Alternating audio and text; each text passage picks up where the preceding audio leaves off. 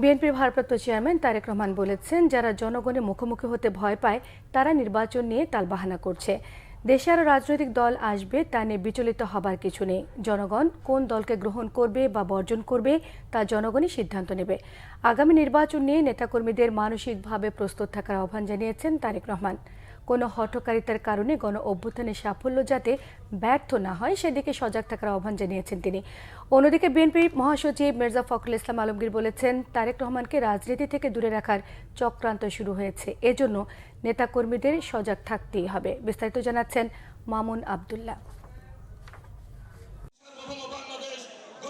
জাতীয়তাবাদী ছাত্রদলের ৪৬তম প্রতিষ্ঠাবার্ষিকী উপলক্ষে বুধবার দুপুর থেকেই সারা দেশ থেকে আসা ছাত্রদলের নেতাকর্মীদের পদচারণায় কানায় কানায় পরিপূর্ণ হয়ে যায় রাজধানীর রমনা ইঞ্জিনিয়ার্স ইনস্টিটিউশন মিলনায়তন।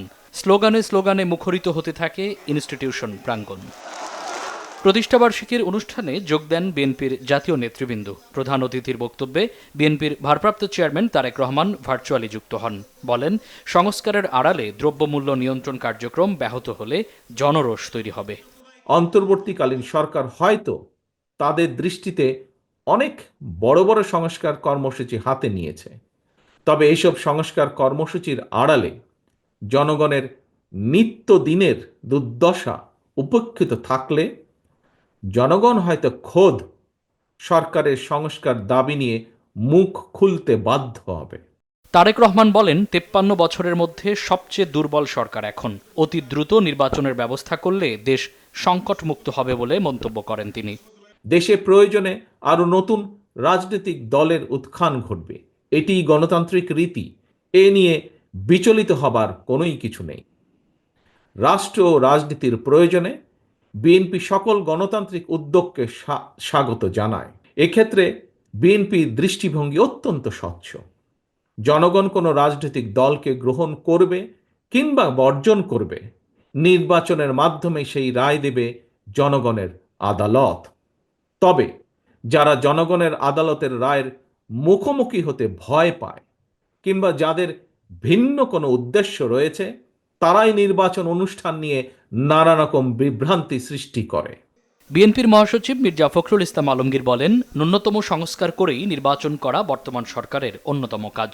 তারেক জিয়াকে নিয়ে ষড়যন্ত্র হচ্ছে বলেও জানান তিনি। নতুন দল গঠনের জন্য নির্বাচন দেরি করছে কিনা সেই প্রশ্ন রাখেন বিএনপি নেতারা। যে সংকট সৃষ্টি হয়েছে, এই সংকট একমাত্র সমাধান হতে পারে একটা সকলের কাছে গ্রহণযোগ্য নির্বাচনের মধ্যে। কি করে বাংলাদেশের সত্যিকার যারা বাংলাদেশে বিশ্বাসী, যারা জোর গলায় বলতে পারে সবার আগে বাংলাদেশ, সেই দলকে, সেই নেতাকে আজকে তারা দূরে সরিয়ে রাখতে চাচ্ছে। বর্তমানে এই চক্রান্ত বহুবার হয়েছে, আজকে আবার সেই চক্রান্ত শুরু হয়েছে। সুতরাং নির্বাচিত সরকারকেই আসতে হবে, কারণ এই সরকার হচ্ছে গত ৫৩ বছরের মধ্যে সবচেয়ে একটি দুর্বলতম সরকার। নির্বাচন নিয়ে ভয় কিসে?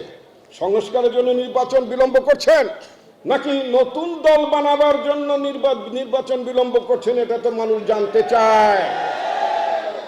ধানায় পানায় কিন্তু চলবে না। ছাত্রদলকে পড়ালেখার পাশাপাশি জনকল্যাণমুখী কাজ করার আহ্বান জানান বিএনপি নেতারা।